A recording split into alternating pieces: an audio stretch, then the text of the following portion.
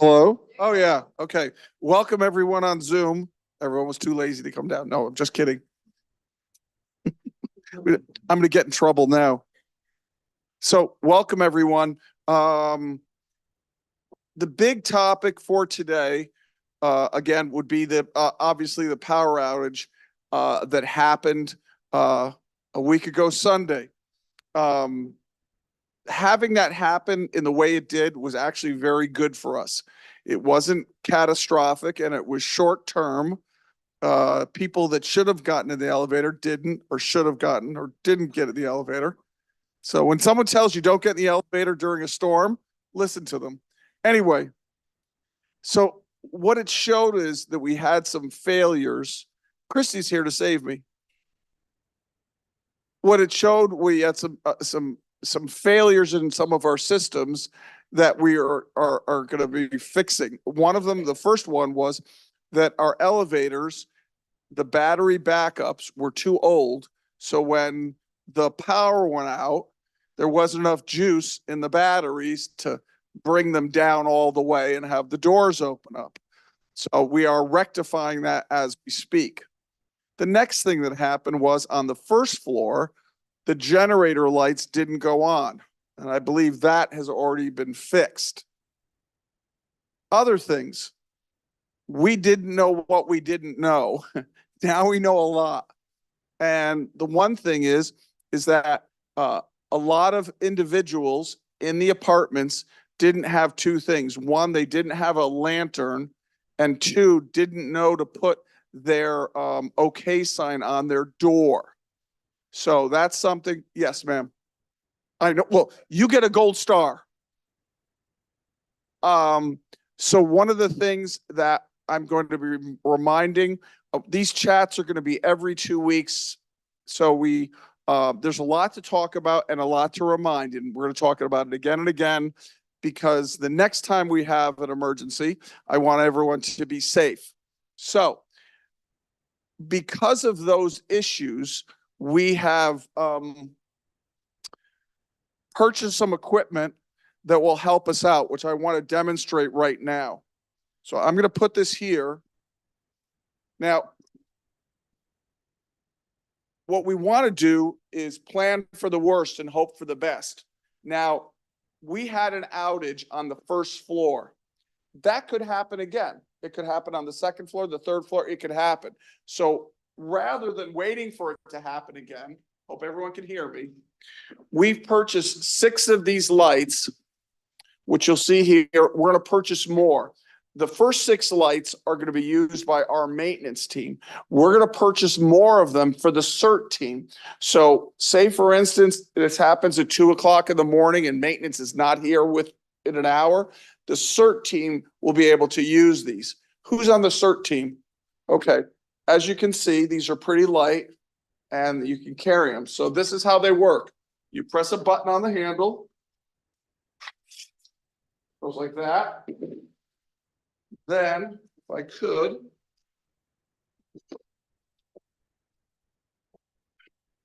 yeah, I'm new to this as well. Hold on a second. Hold on a second. Come on, Peter. What are you looking for? I'm looking just to extend it. There we go. There you go. So this can extend like this. Like that.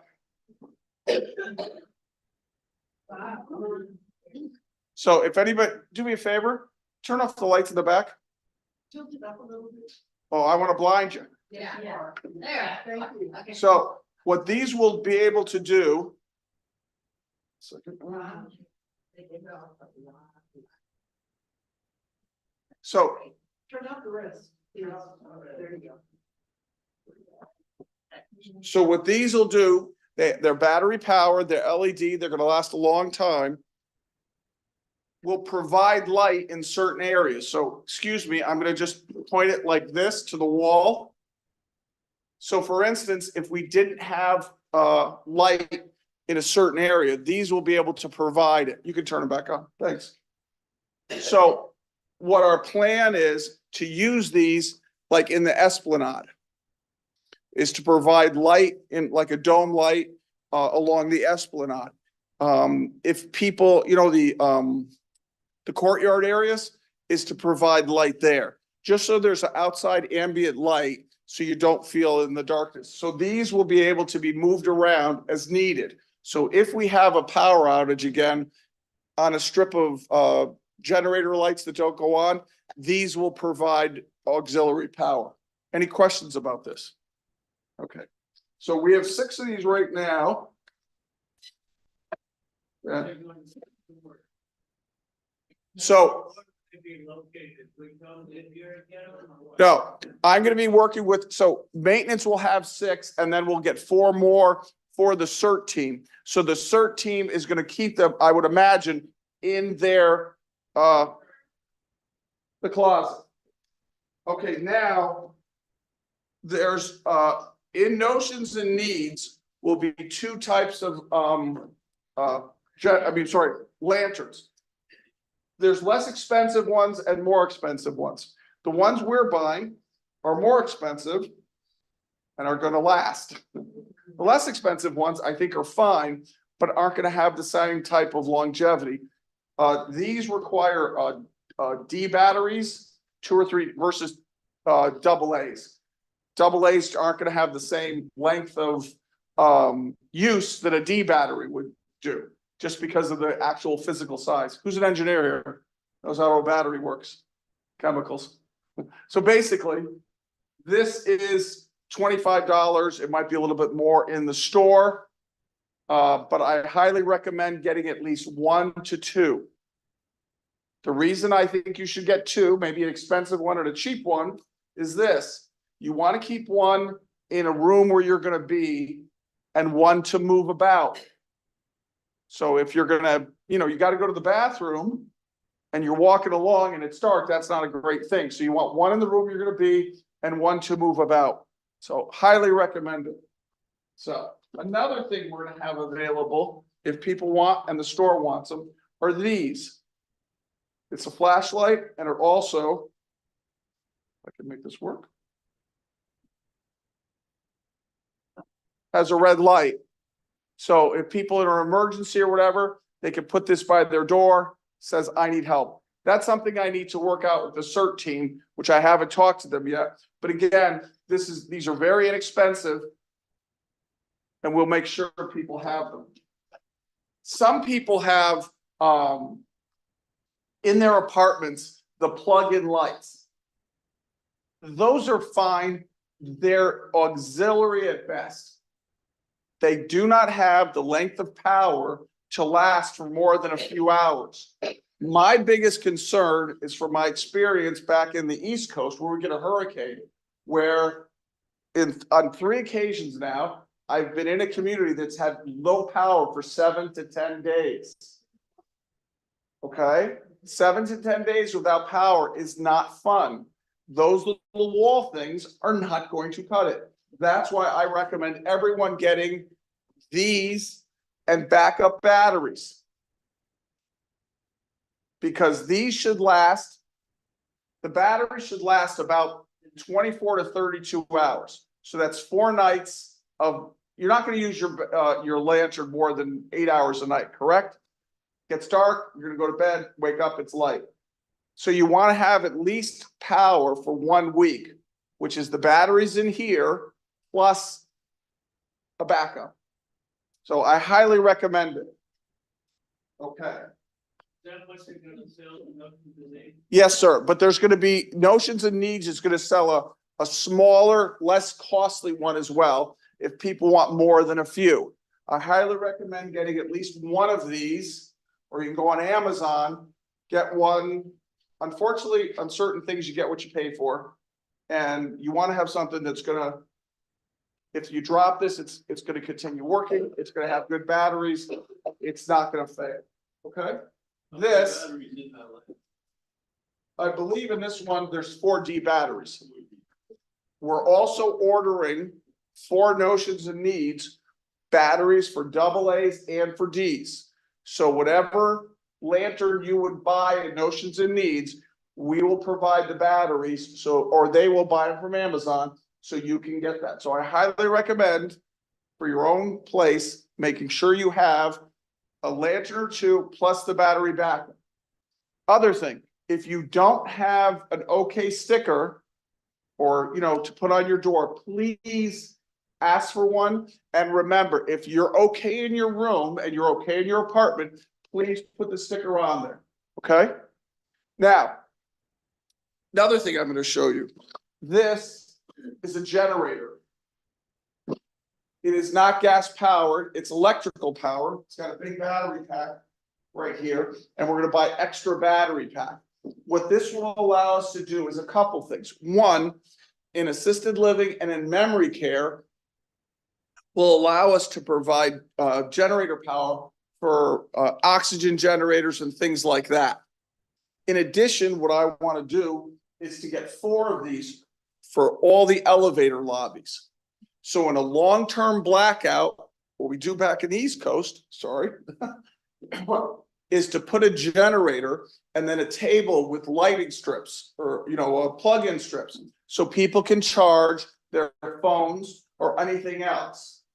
Because the one thing that you're not going to have, when the power goes out, the cell towers are going to go out.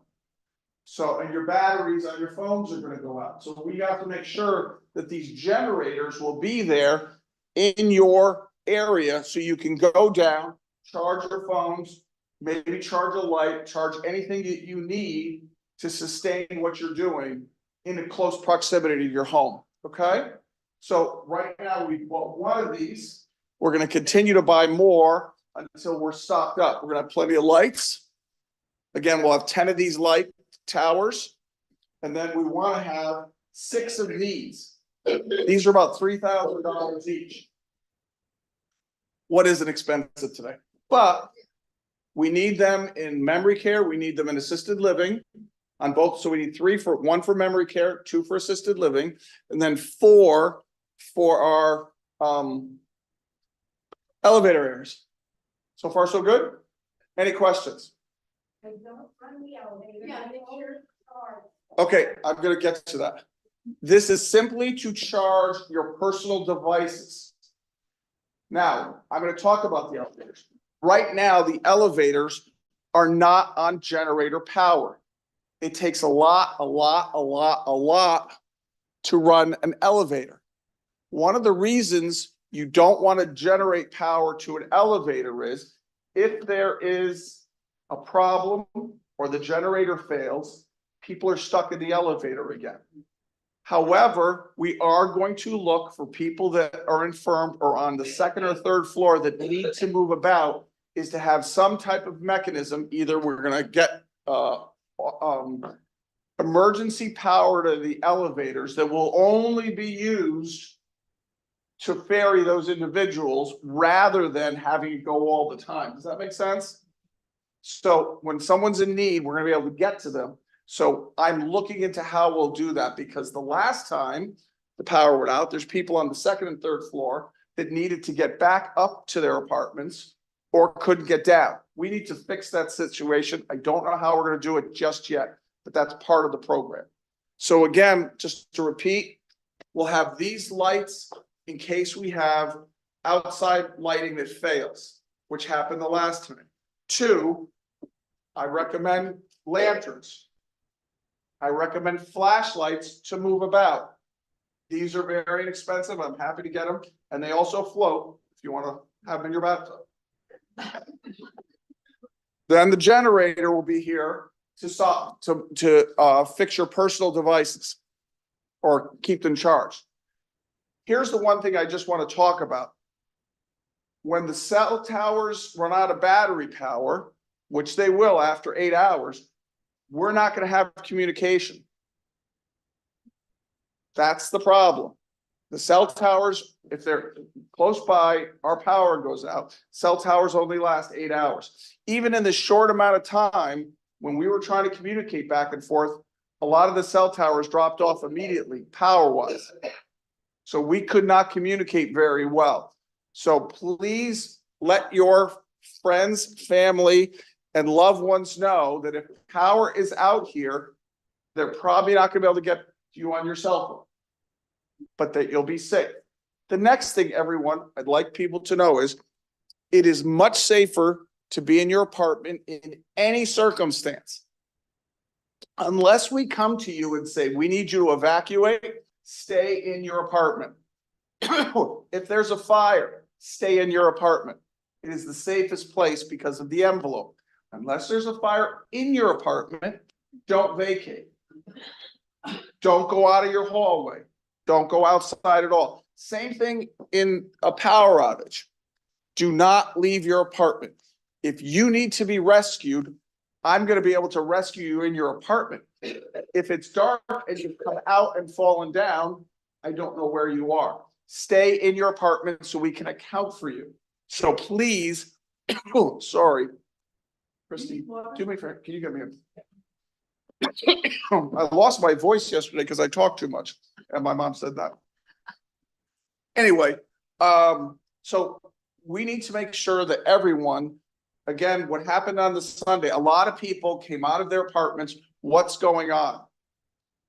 If power's out, we know as much as you do. Because no one's communicating with us about why the power's out or how long or anything. We're just in the dark as you are. So please stay in your apartment. If you're okay, put your okay sign out. If you're not okay, the CERT team will knock on your door. What do you need? Thank you, Christy. Sorry.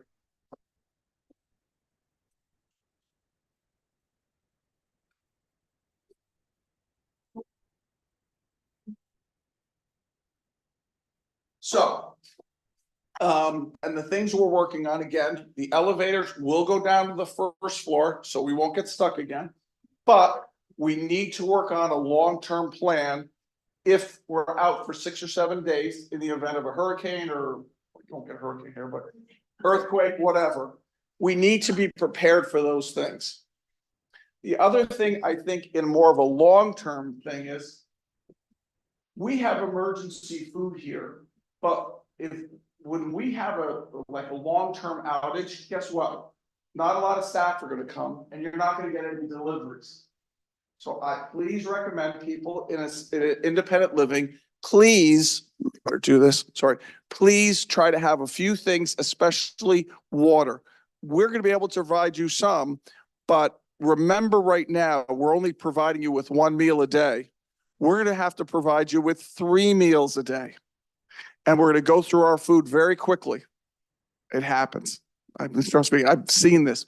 So I implore you, please get yourself just 3 things. One, a few more non-perishable items, whether it's cookies, crackers, exactly, cereal, anything that will sustain you with certain meals. I'm not talking your main meal. We'll still be able to accommodate you, and water.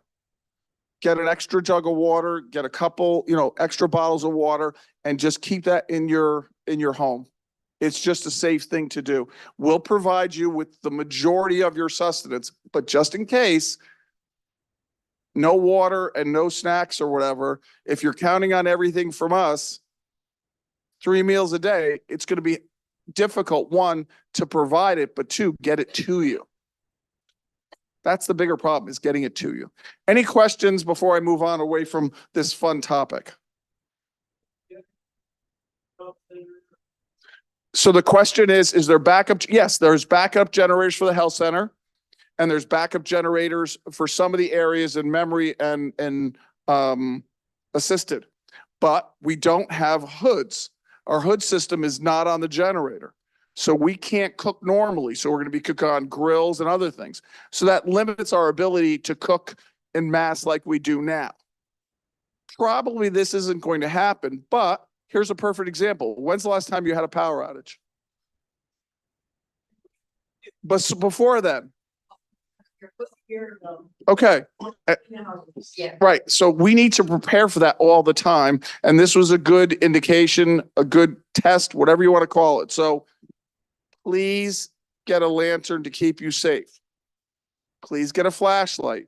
have some water and some non-perishable food or shelf-stable food, whether it's cans of soup or which can't heat really, or other things. Please try to do that and have extra batteries for your items. The other thing I would recommend, and we're going to buy for the store, are emergency band radios. You know, the old AM radios, no one listens to radio anymore. That's the only way we'll be able to communicate. Okay? Sound good? Okay. One of the things that I'd like to work on, which is a longer term plan, is to use Alexa's and the Cubigo system to be able to communicate to you in your apartments, which I've done at other communities. So we're going to be looking at systems through an Alexa or through some other item, which will have to have battery backup, so we can tell you power's out, please stay in your apartment. PG&E is expecting it to be out 12 hours. Yes, Sharon. If you're going to do that, you're gonna have to beef up the Wi-Fi. Yes. Because the Alexa goes down now. So has anyone heard that? Yes. So part of the program is we're going to have to beef up the Wi-Fi, have a system. But one of the goals that I think is very important for safety, hold on 1 second, sir, is a communication system, which is two-way. One, I'm having a problem, come help me. Two, we can put out a message, all out intercom. This is happening. This is why. Please stay in your apartment. So yes, there's a lot involved, but that's our goal. Yes, sir. If DMRS radios available and have a channel that we go to when these things go out, and we can talk both ways with the DMRS radios, which are relatively expensive. So you have to help me. What's a GMRS radio? Like a walkie-talkie? Publicly available scale that, I forgot what they term called, but CERT uses this Sunday night on channel 4. Okay. Communication. So we can definitely look at having some kind of system, and people could use a walkie-talkie or whatever if they wanted to. Hello. Any other questions about safety before we move on? Yes. When they were coming door to door, we have neighbors on the side of us, on each side, that have a hearing loss. And no criticism with the CERT team by any means, but they knocked on our door, we had the okay and everything was fine, but they were knocking on our neighbors' doors, but not hard, so I came out. And I pounded with my fist, and because they didn't know what was going on, they couldn't hear them knocking at the door. Okay. So that's something I know you can't do anything about, but maybe it should be brought to the CERT's attention that there are those that cannot. Here. Well, that's a double-edged sword. Yes, I mean, I do understand. That. Well, hold on a second. Put their flashlights up through their windows. So, yeah. Some of the CERT members put a flashlight up to the apartment windows and waved it to get their attention. So here's the thing. Okay. One thing, I knocked on some doors, but I used my key to go in. You're going to startle people. People are going to get up. They're going to fall down. Here's what, okay, my mom is deaf as a post. I mean, literally. And she waits all day to put her ears in, because she might take a shower later, so she can't hear anything. Anyway, point I'm making is even people with hearing loss need to take responsibility, which puts other people at risk. So I will tell you, hopefully you can hear this. If you have hearing loss and we're in an emergency, what do you need to do? You need to put your okay sign on your door so people aren't pounding on your door, which I understand, but that's got to be the thing.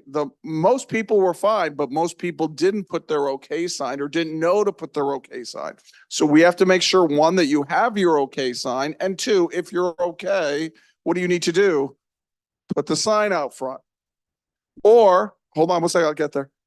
The other thing, if you're not okay or you're kind of okay, put a note on your front door. Please knock hard. I can't hear you. I need water. Something. What Yes. about a sticker that goes with the okay sign for those that are hard of hearing that communicate that? Perfect. I mean, a lot smarter than me. So yeah, put out a sign that's, knock hard, whatever. Yes. I would think that if someone went to knock on a door during an emergency and there was no response, that a report could be made to a staff member who would have a master key that could get in pretty quickly. So again, I'm not, as you will know, we get to know each other. I'm all about hospitality and getting to yes. I also want to make things, I don't want to say idiot proof because that's mean, but if foolproof, because here's a perfect example. It's 2:00 in the morning. There is no staff. And if in the event of emergency, it might be hours before a staff member could come and open a door or whatever. Right, but here's the problem.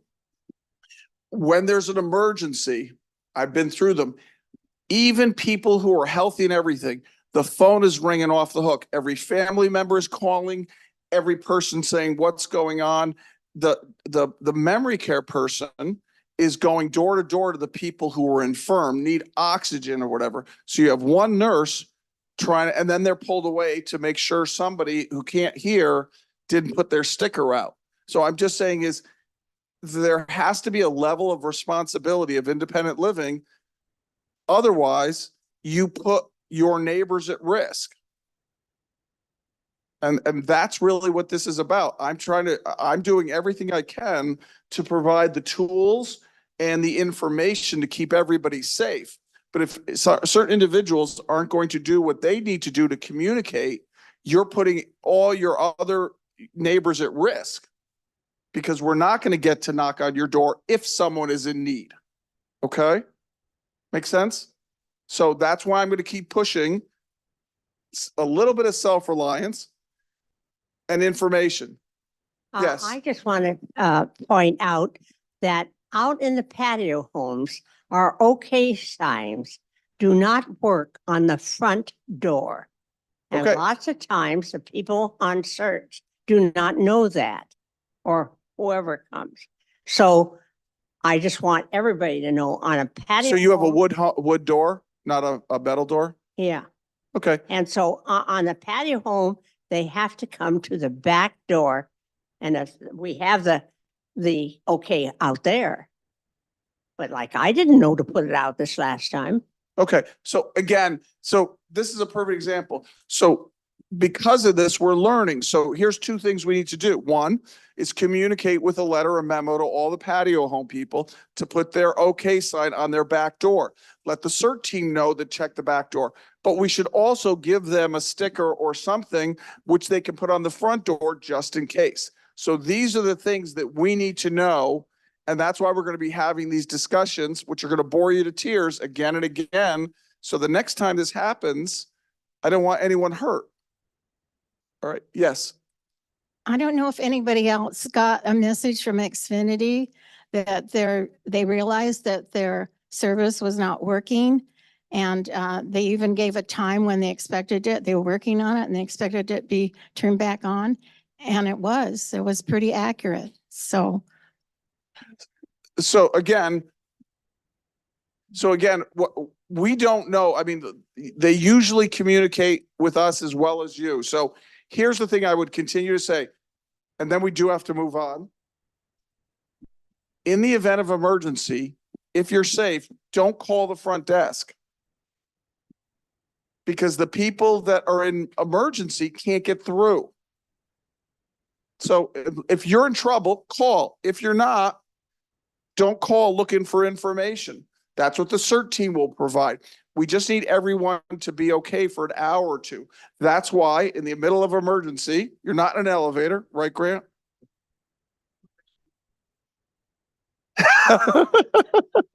I got to give him a hard time. Anyway, I'm going to keep saying this. Have a lantern, have two of them, have battery backups, have a flashlight that you can ambulate with.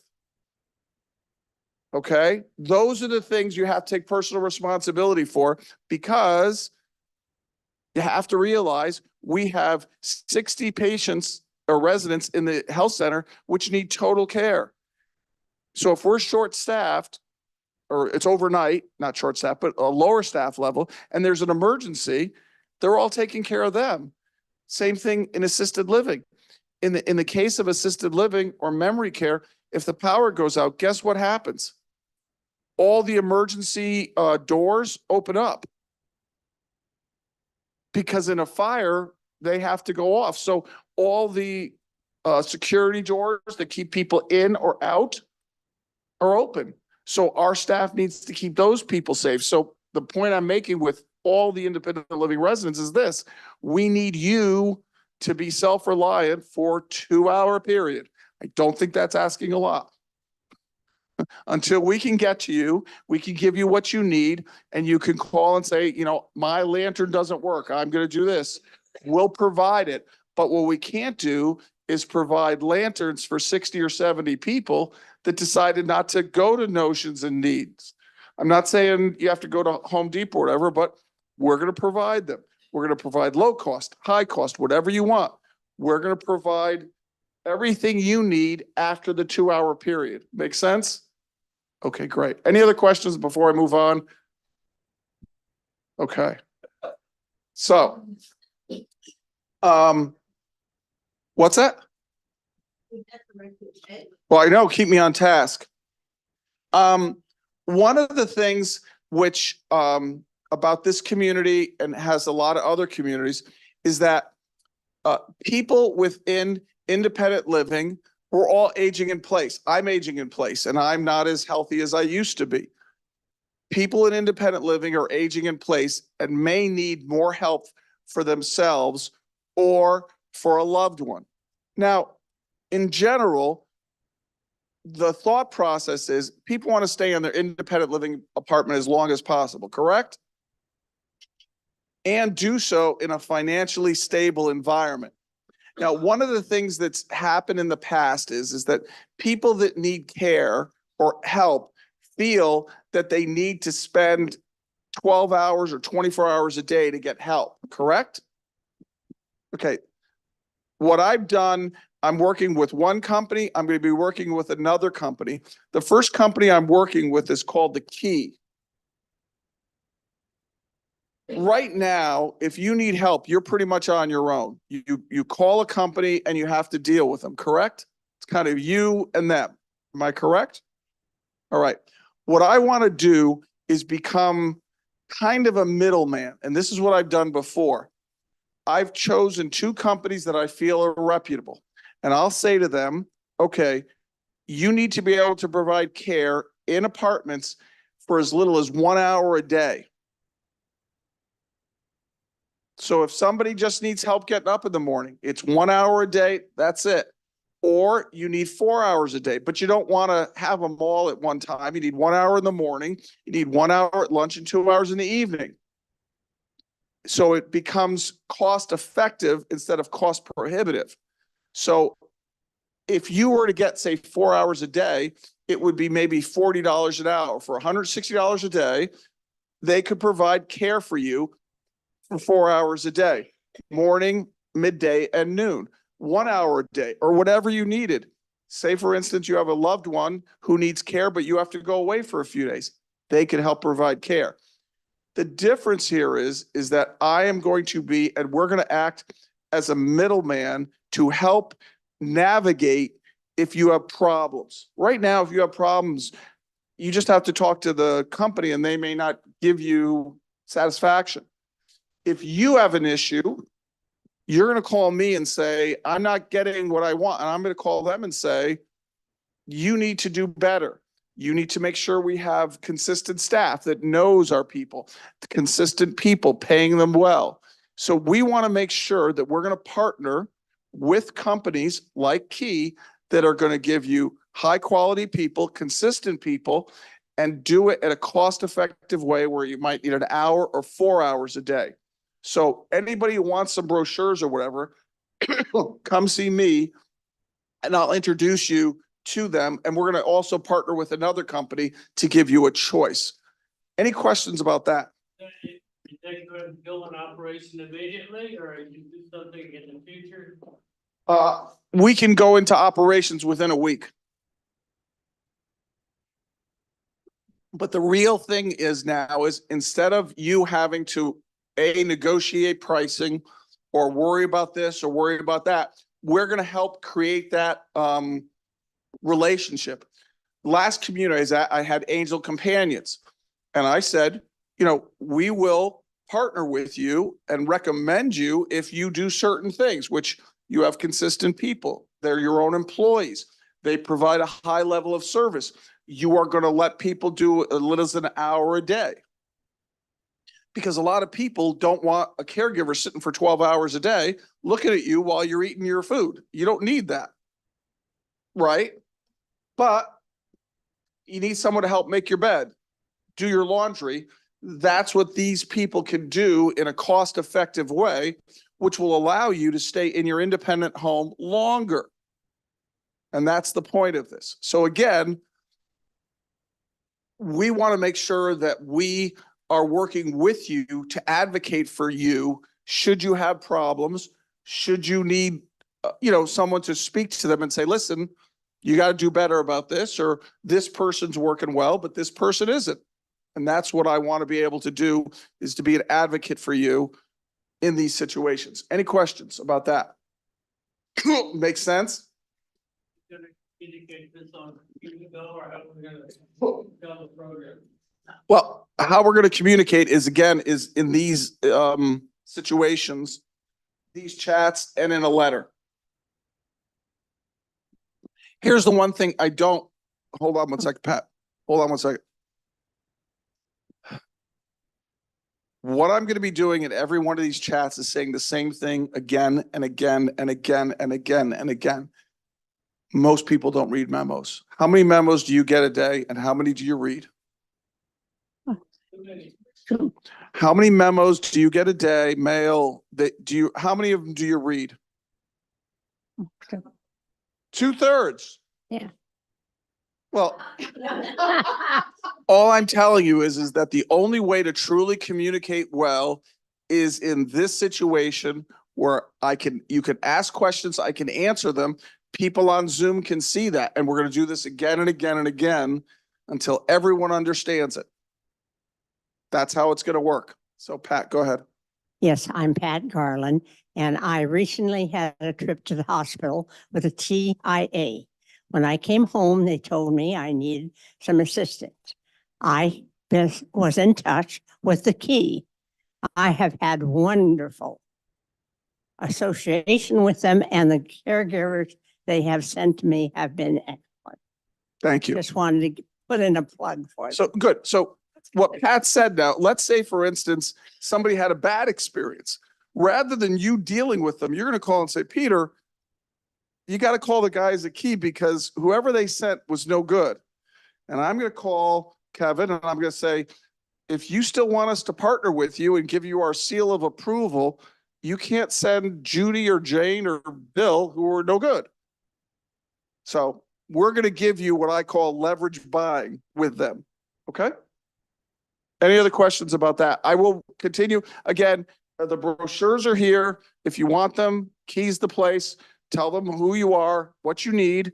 Again, you could do 1 hour a day, 4, 6, 8, whatever you want. But if you want a small amount, they can be done at as little as an hour, in hour increments. An hour in the morning, an hour for lunch, an hour for dinner, 1 hour a day. It doesn't have to be 8 or 12 hours or 24 hours a day. Okay? Because a lot of people right now are telling you a minimum of 4, correct? In one block. I don't need that. Do you? No, so it's a waste of money. That's what we're trying to do here. Any other questions? I'm going to move on. Okay. I have a long-term loss of short-term memory, so I gotta, well, don't shake your head, Christy. It's true. All right. What's going to be happening in late April and early May is we're going to have 2 things happening. We're going to have a resident satisfaction survey, and also involved in that is what's called a Net Promoter Score.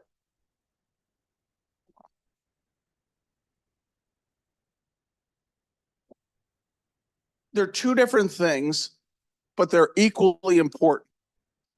The resident satisfaction survey is very important to really tell us how you feel about certain things so we can make adjustments. Okay? The Net Promoter Score is different. the Net Promoter Score basically says, are you in general happy here and would you recommend the community?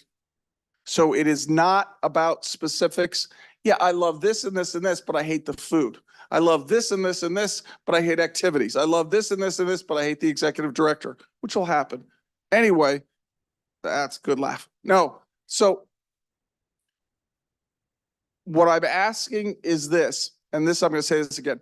The Net Promoter Score is on a 1 to 10. Okay?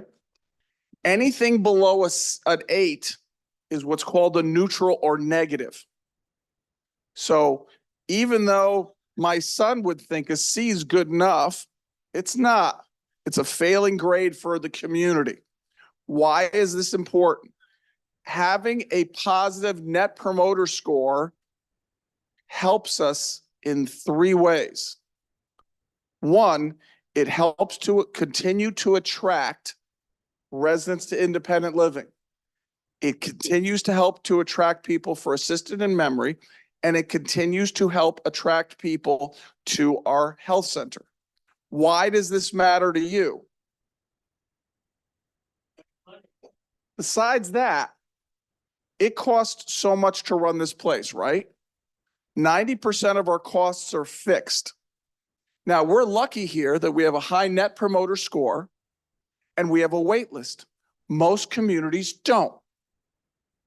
Most communities that I work in, which one of the reasons I took this job, need to be filled up and don't have staff and don't have all this. I'm getting too old for that. I don't want to deal with that anymore.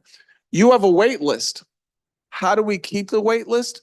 By having a high Net Promoter Score. So if you're happy here, please make sure you do an 8, 9, or 10. Anything lower will be a negative. Again, if we have a high Net Promoter Score, I just talked to a colleague of mine, runs a CCRC in Rhode Island. Their Net Promoter Score is a 12. Ours is a 60. Well, it's on a scale of 100 to minus 100. A 60 is very good. Consequently, she has a lot of open apartments. So guess what their rate increase was this year versus yours? Do you know what your rate increase was? Guess what theirs was? Nope. 12%. Because they're spreading the costs around 80% because only 80% is full. 20% is not. So they have a lower tax base. You know what I'm saying? If you have a lot of empty homes, you still have to pay for all the taxes in the town. So your taxes go up. So one of the ways that HumanGood continues to keep your fee increases low compared to every other community, trust me, my old community, 11%. In 3 years, they raised it 29%. So a Net Promoter Score, which is a good Net Promoter Score, which is 8 and above, is very important to keep our long-term people wanting to come here and keeps your service fees from increasing by open apartments. Does anyone know the average cost for one bed in the health center per year? One bed. How much revenue from one? So yeah, but in a year. So take a day. What's that? Nope. A Medicare A bed is over $1,000 a day. That's I don't believe that. it's the truth. Medicare A, should you go to the hospital and get a 3-day stay and come to our health center, knee, hip, and everything, Medicare is paying $1,000 a day. Private pay is over $700 a day. So my point is, one bed is $30,000 a month, $360,000 a year. One. So times 10, $3.6 million just to have 10 beds more filled. That's a huge difference. So that's why when I'm telling you, if you don't feel we're good, I'm not telling you to score us if we're not. All I'm saying is, if you like being here, please remember, and those on television sitting at home, 8 and above for the Net Promoter Score. It will keep us healthy financially for a long time. Yes, sir. How is the Net Promoter Score communicated? How did somebody find out what that is? Right now. That's what I'm doing. And I will do it again and again for the next 2 months. They want to come in, don't we? Don't we want to promote that to folks who would like to live here? That's what, no, okay. Oh, I'm sorry. So I'm going to communicate the importance of the Net Promoter Score here. But out in the thing, that's part of your Net Promoter Score is when people look you up online. When you do a Google review, they talk about the Net Promoter Score. So that's part of when like, for instance, a Place for Mom or other places that recommend people or the health, a Good Sam Hospital, they're looking at our Net Promoter Score. People are happy. And that's why it's so important. So please remember, when you get the Net Promoter Score, that's about one question. Are you happy in general? And would you recommend 8 or above? Now, the other survey, you have to be very honest so we can, those are detailed questions. I like the food, but it's too salty. I like the activities, but there's not enough of them or whatever. That's a detailed thing that we can work on. The other thing is just in general, but you got to be 8 and above. Okay? Any questions? And I'll keep repeating this. Yes. Our occupancy percentage in independent living is 100%. Our occupancy percentage in assisted living is 100%. Our occupancy percentage in memory is 100%. Right now, we're at 50 out of 60 beds. That goes up and down because people are coming and going. But if we can increase our our skilled care, just 5 beds more on average, $1.7 million more in revenue. And almost all of that, once you meet your overall costs, you know, my salary is set. Her salary is set. The electricity is set. Those are fixed costs. So anything above and beyond, the majority of it helps to do 2 things. And that's one of the things that I'm brought here to do, is to make sure that we continue to generate a healthy margin to put money away for the future. The one thing that communities don't do is they're making money. They don't put enough money away for the future. When you have to put a new roof on this place, it's millions of dollars. A new roadway, millions of dollars. It's so expensive today. I mean, I know you're shocked about the $1,000 a day. When I tell my mom, she's turning 99, every time I tell her how much things cost, she reminds me that she used to go down to the Finest and get good pork chops for a nickel a piece. Can't do that anymore. Anyway, so everything is relative, but the Net Promoter Score is very important. Please remember 8 and above. The other one, please just rank it the way you think is best. Okay. So, one last thing before I turn it over to questions, and I'm going to mention this at every meeting. So one of the things you're going to see at every meeting is I'm going to talk about something about safety until everyone knows what to do. Because my job, first and foremost, is to keep you safe. That's it. Then it's to make you happy. Okay? One of my mentors said, you don't want a death on your resume. So I work to make sure that that doesn't happen. So we have to keep everybody safe. So we're going to continue to talk about safety. 2, we are going to talk about other things, such as communication of new ideas and new things that are happening. And I'm going to say it again and again, like the bologna commercial we talked about. Okay. So it's going to be repetition. The next thing that I want to talk about, which is, I come from a not-for-profit world, and I also come for a for-profit world. Okay. One thing that's happening right now is most of the people in this room did not think they were going to live as long as they did. Correct? I said, most people in this room, did you ever think when you were 20 you would live this long? No. Okay. When I was a kid, I thought 72 was ancient. I mean, ancient. Like 72, you were just in the ground. Now, after 32 years in this business, I don't think you even start getting old till 95. 20, 30 years ago, remember, what was the guy's name? Willard Scott. On TV, he would talk about people that are 100. Do you know how many people today? That's all they would, there'd be hundreds of people turning 100 every single day. So people are living a lot longer than you thought, okay? So what happens when you live a long time? What do you need? Yeah, besides that, money. You need money. And unfortunately, if you're in a for-profit and you run out of money, guess what happens? See you later. And it's not fun. I've worked for a not-for-profit that has a benevolence fund, just like this one has. Okay. Now, the one thing you need to understand, everyone that lives here had to do very well financially, correct? So you had to work hard, you had to save, you had to do all the right things. But through no fault of your own, you're living way longer. I had a gentleman at my last community, not for profit.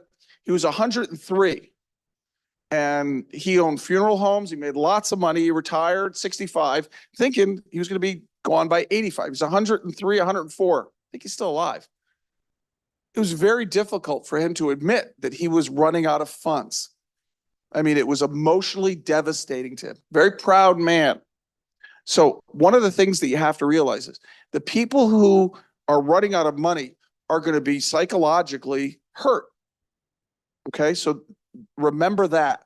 But two, the importance of making sure that all of our neighbors are cared for is important. Now, there's very few people on benevolence, but that's probably going to change. Do you know why? And you're going to continue. So what's going to happen is that as the years to come, people still retired at 60 or 65, but you are going to live longer than you think. Soon being 105 is not going to be crazy. So what's going to be happening in the years to come, more people are going to live longer and so will need funds.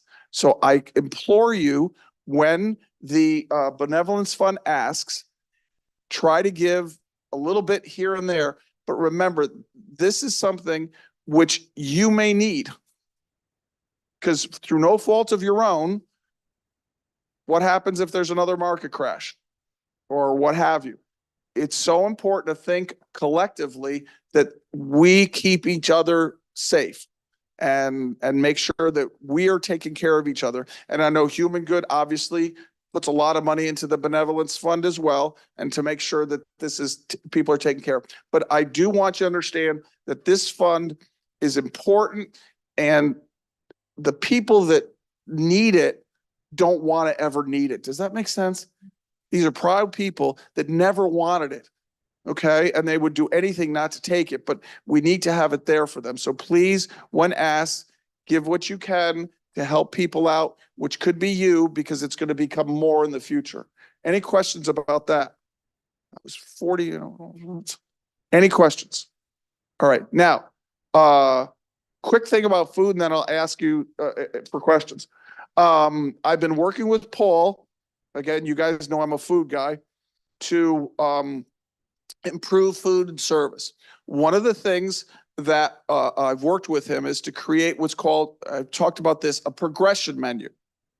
And a progression menu is a little different than the menu you now have. A progression menu is a menu that would have mirrored what you would have done in your previous life. How I grew up. Sundays were roasts and brunch food and things like that. Monday, Tuesday, more comfort food.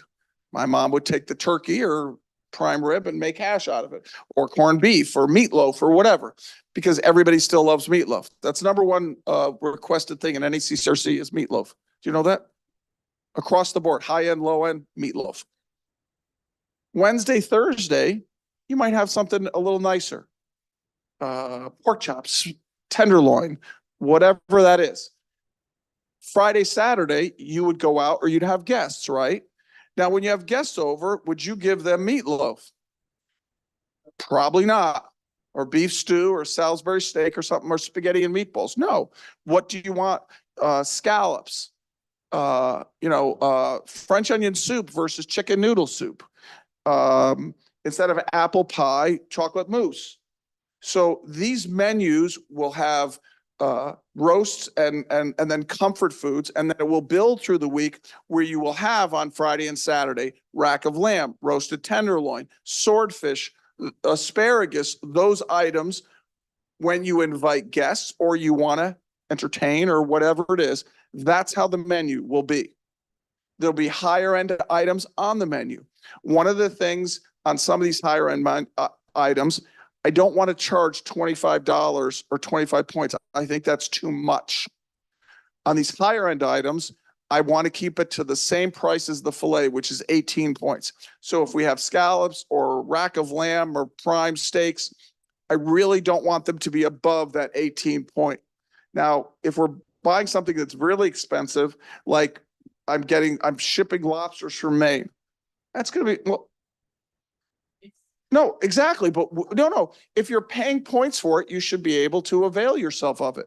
So we really want to improve the raw product without breaking the bank. So, a 25-point meal is 3 meals. That's a little much. I really want to keep it to more like 2 meals cost. Okay. The other thing with this new menu, which we hope to get out in April, early April, is that we will, instead of having 2 for lunch and 2 for dinner, it's going to be 4 all day. So if you want to come to lunch or come to dinner, you're going to get the same choices. In general, the menu is going to consist of 4 different items: a poultry, turkey, chicken, hen, a beef or pork, a seafood or fish, and then a lighter item or vegetarian. So you're always going to have a choice. If you're a vegetarian, 5 or 6 nights a week, there's going to be a vegetarian option: eggplant parmesan, vegetarian chili, a variety of broccoli, mushroom quiche, other things like that. They want to eat a little lighter or vegetarian. But then you always have a beef or pork, a seafood, fish, and what have you. We're also going to have chef specials in addition to that, depending on if we can get a good deal on halibut. Does anyone know how much halibut costs now? $25, $30 a pound. It's crazy. Yeah, swordfish, same thing.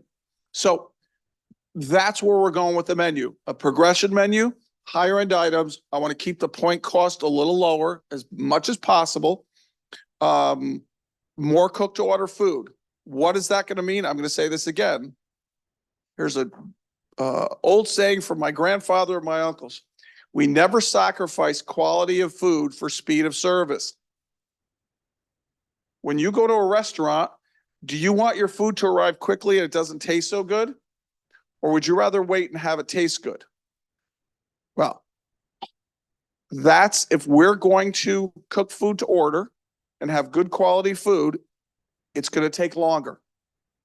And we will do everything we can to accommodate you in that time, but it's going to take a little longer. Because of that, what we're going to try to do for people who are in a hurry, want to get home to watch the game or whatever, is to have one item that will be served from the buffet. So we might have a carved item. We might have an action station for pasta. Make your own burger, make your own tacos, whatever.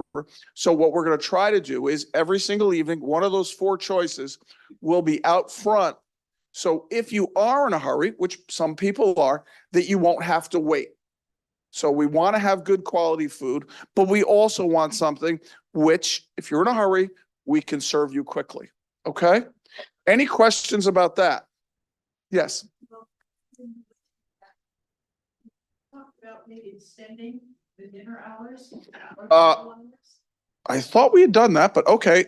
We are extending the dinner hours. I want to move them to at least 7 and then 7:30. So I thought we had done that. I think maybe the power outage put that off a little bit, so I will check, but yes, we will be extending hours. It hasn't been communicated at all. Well, then I will do that. Thank you. That's why we have these things. Yes, Concerning food. yes. The dinner last night was Absolutely. The dinner last night was absolutely delicious, and everyone that I have discussed it with felt the same way. It was wonderful. Okay, so I'm gonna just comment on that. So the dinner was great last night. So what did most of the people have? And what?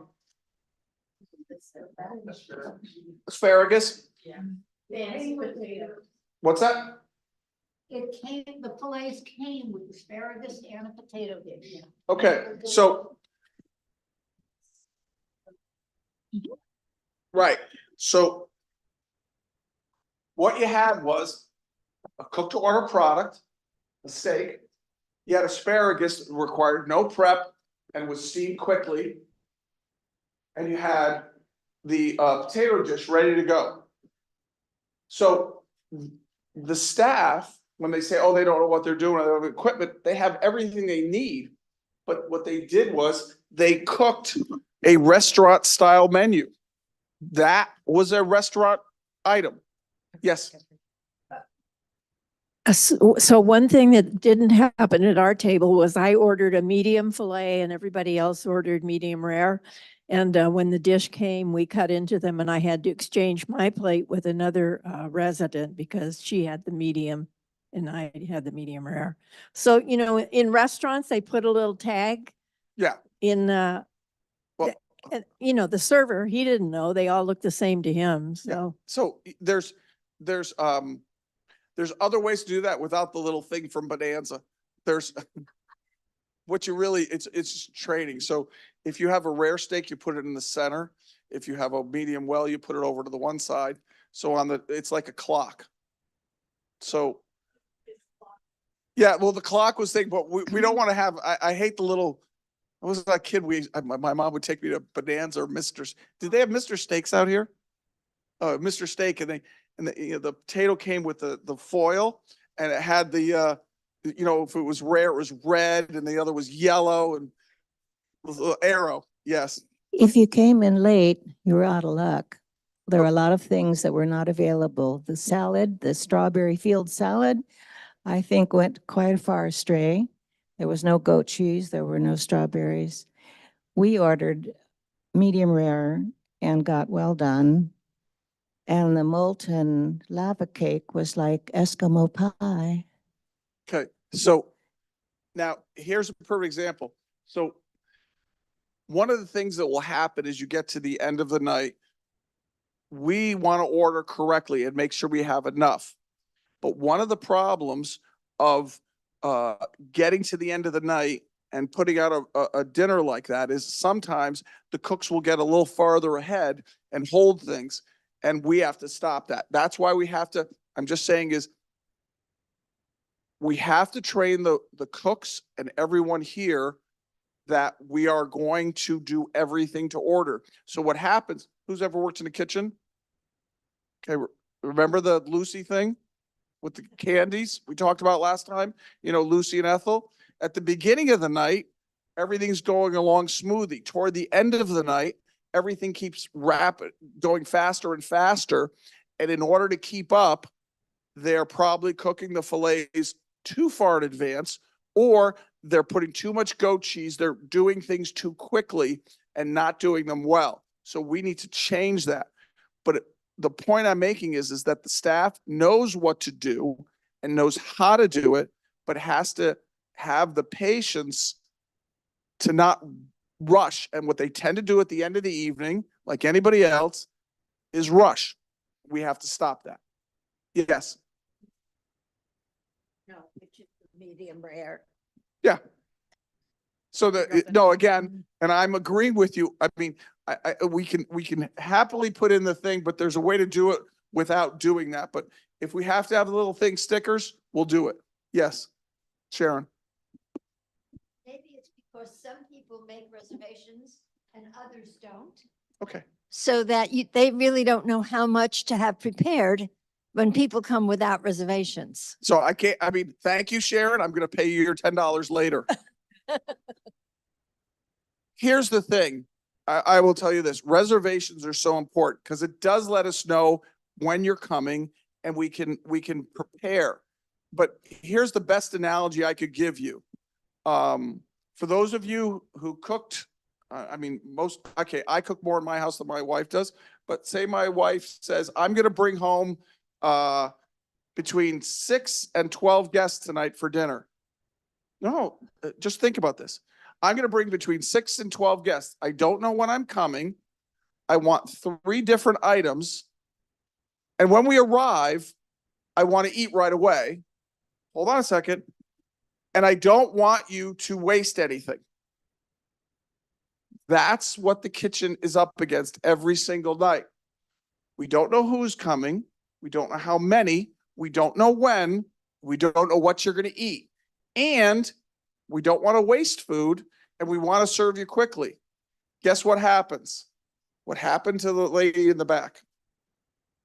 Thank you. Failure, because what we did was we cooked the steaks and held them, and we went from medium rare to well done. Or we didn't have enough goat cheese or whatever. But if I used to be in the restaurant business, okay? When I look at my book on Saturday night and I see 150 reservations, out of the 150, I know I'm going to serve, we should sell steak frites. You know what steak frites are? New York strip with French fries and this. I know that 60% on a Saturday night, I'm going to sell that. I know that right off the bat. I know that we were going to sell 20 baked stuffed shrimps and 5 chickens. That's if filet's on the menu, 70% of you are going to order the filet. But if I have reservations for 100 and 160 come, guess what happens? There you go. So reservations, I'm sorry. Reservations are important because they let us know, and we also space you out. Spaces you out. I'm going to say this again. That is not your home. That is a restaurant. Your home is behind that door with your kitchen. That's your home.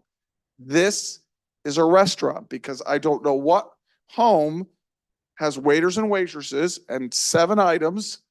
And, you know, home was eat at 6 o'clock, clean the dishes and wipe them and put them away or not. But I'm saying is that's a restaurant. So the one thing everyone needs to understand is if you want restaurant quality food and restaurant quality service, we have to operate like a restaurant. That's just it. Sorry, there's no other way to do it. Yes. Yes, Susan. One of the things with extending the hours, you get the block of people coming in between 5 and 5:30 and they want to be served right away. Yeah. Extending the hours, you can taper it off. Could have said it better. And the other thing about reservations, I was talking with a couple and I said, do you have reservations for Valentine's Day? And they said, no. She made a reservation at the desk. On Cubigo, only 5:45 and 6 was available. She was able to get a reservation at the front desk at 5:05. Yeah.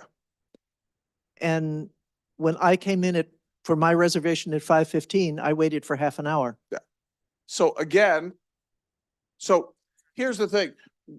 We have to, one, train ourselves to take reservations, make sure that we're following the reservations properly, all those things, because they are not operating like a restaurant right now. They're not doing reservations well. They're not doing it because they're so used to compression dining. Everybody come at once, cook the food ahead of time.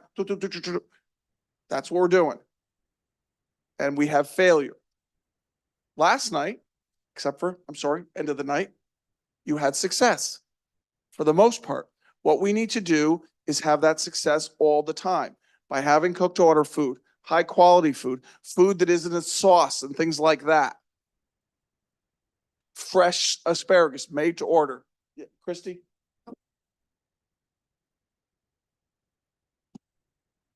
I hear what you're saying about it's a restaurant. But when I moved here, I thought it was my dining room. And I felt like I was paying to have a chef and someone serve me. with my um, monthly payment and all the other money yeah. that's invested in the community. So I will counter that. Unfortunately, that's not possible. I will tell you straight away. I've been a food and beverage director consultant. It is a restaurant. It is not your own dining room. Your own dining room and your own chef would be, I'm coming tonight. I'm gonna, my personal chef is gonna make me filet tonight, 6 o'clock. He's gonna be able to do that. If I had a personal chef, that's what I would tell him. That's a restaurant. So if you had a personal chef, ma'am, what do you want tonight? I'm gonna make this. How many people? Here you go. So the idea, I'm sorry, the idea that this, it's not your own dining room. I'm sorry. I'm the height of hospitality. Your own dining room, like say you had the private dining room and you had 8 people, we could do that all the live long day. It's 1 or 2 choices. It's not all those choices.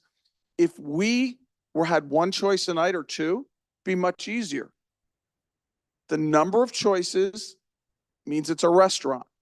A professional chef doesn't offer you 10 choices, 12 choices, all that. So I'm sorry, I'm just saying it's not.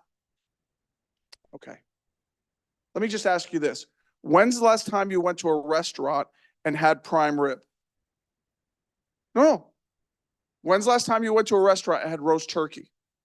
When's the last time you went to a restaurant and had any kind of roast or anything that didn't have a cooking time of less than 15 minutes? Everything at a restaurant has a cooking time of less than 15 minutes. Why? They don't want to waste food and they have to have the ability to cook it quickly. When's the last time you went to a restaurant and saw meatloaf on the menu? Mashed potatoes, maybe. Because it's impossible. It is impossible to do that for 200 people. It is impossible. There's no way you can do it because if they could do it, they would do it. Restaurants can't do it because it's impossible. Just saying, it's impossible. So I'm sorry that someone told you that. You people came to a community. This is part of a community. And within a community, in order for it to work, people have to give a little bit, which means you want high quality food at a low price. I'm going to do that. But instead of charging you 25 points, I'm going to make it 18. How am I going to do that? By not wasting any food. How am I going to not waste any food? By cooking food to order. How do I cook food to order? I need to have reservations. So the point I'm making is that if you want lower cost, higher quality food, which I want to give you, I need to eliminate waste. And the only way I can do that is people coming with reservations and being patient. Yes, ma'am. Sorry to be so blunt, but I told you I'd be transparent. Go ahead. I was going to change the subject. Oh, I'd love that. Before I came here this morning, I ran into somebody who told me they had an injury a few minutes before, not today, and they went to wellness to get it cleaned and dressed. They were told to go to ambulatory care. Why is that when that's part of our reason that we have health insurance here, as little as it is? I will, okay. If our job at wellness is to provide what I call first aid. So if there is an injury that needs to be addressed immediately, we should take care of that. I will address that. If it is changing a dressing or doing like that, they can't do that without a doctor's order otherwise. But to provide first aid, to provide whatever, we should do that. And I will address that. Yes. I'll go back to food. I had the scallops last Friday night and they were absolutely magnificent. It was a beautiful presentation and delicious.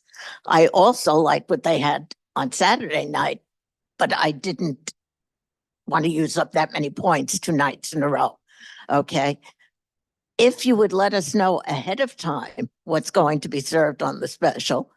We could pre-order it and you would know exactly how much you needed. Okay, yes and no. Now, that's a one step too far. I don't want to, the menu that you will get will be a 4-week menu cycle, not 5 or 7, and you'll see what's on. So you'll know to pattern it out. What you don't want to do, which is too much, is to have you order ahead of time. That I don't want to do. That's a little bit. No, I know that. But what we're going to do over time by having this menu is keep history logs. So we're going to know, see, one of the problems you have right now is you change your menu too much. By changing your menu too much, you don't keep accurate history logs.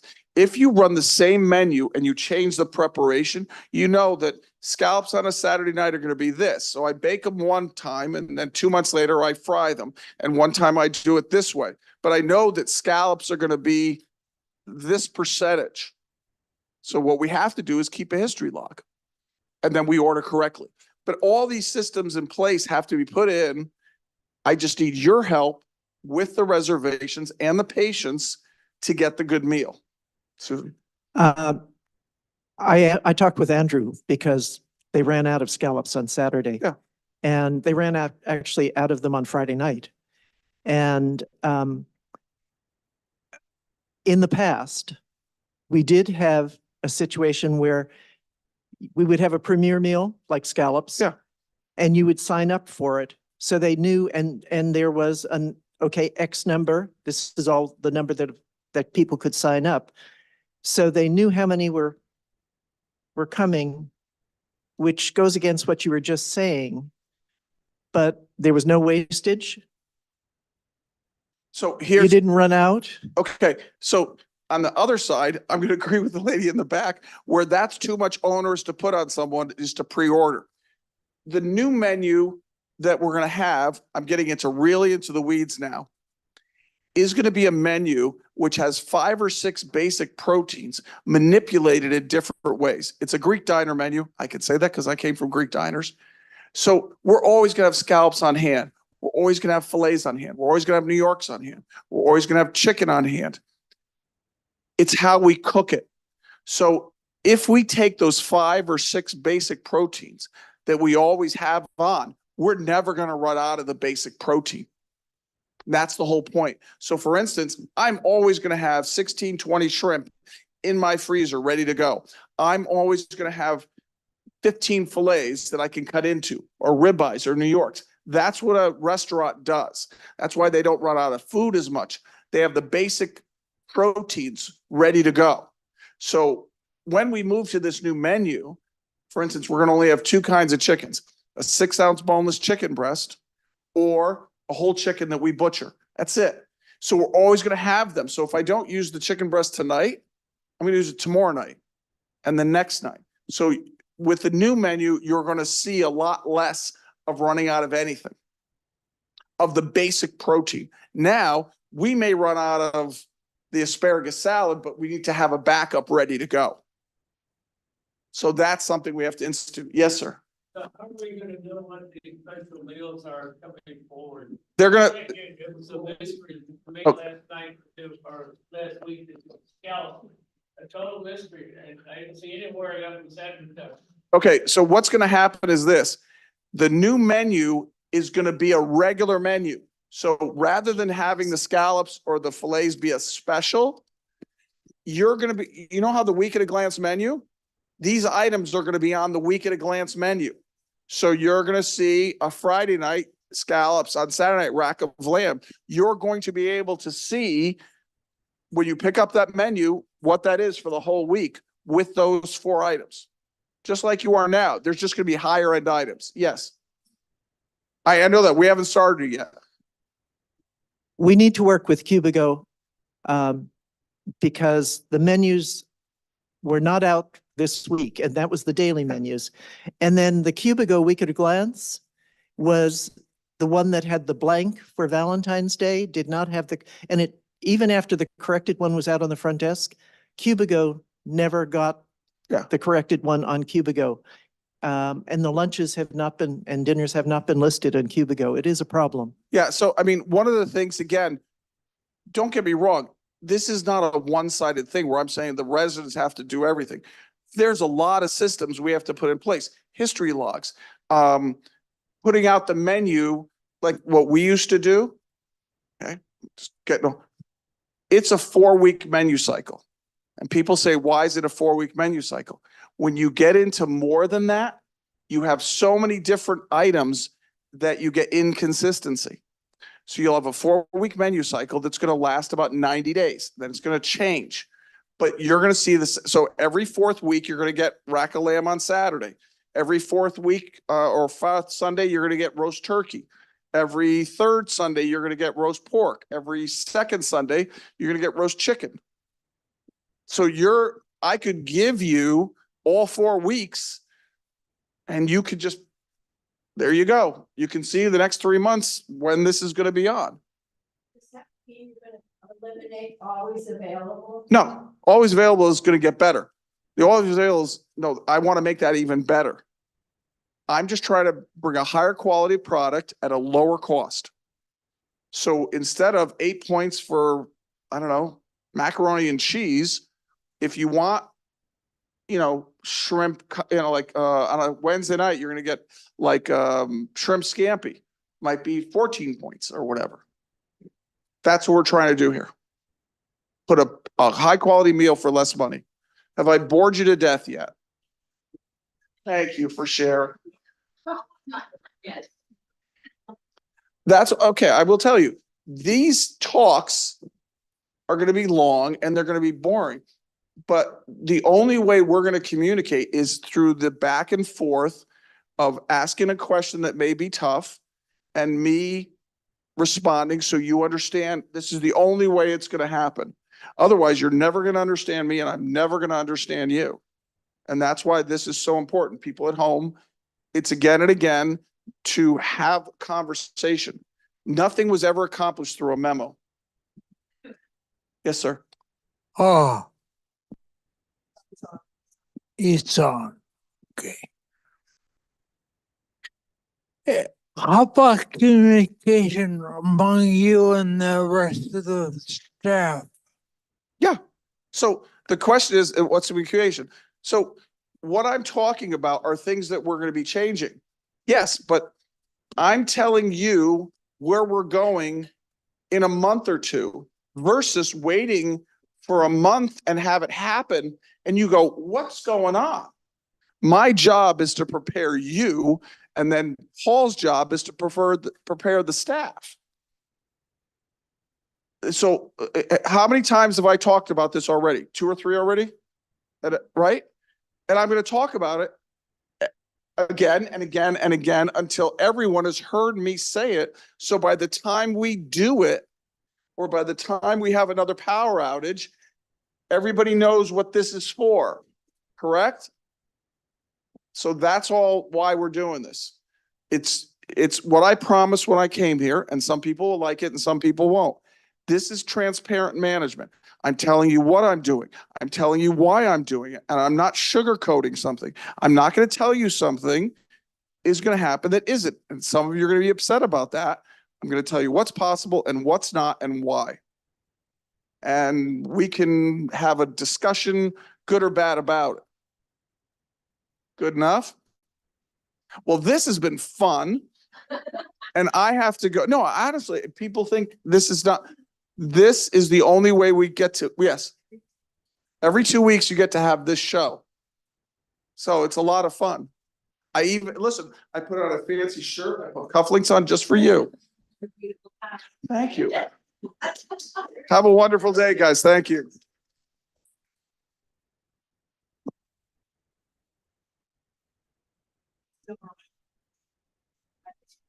So what?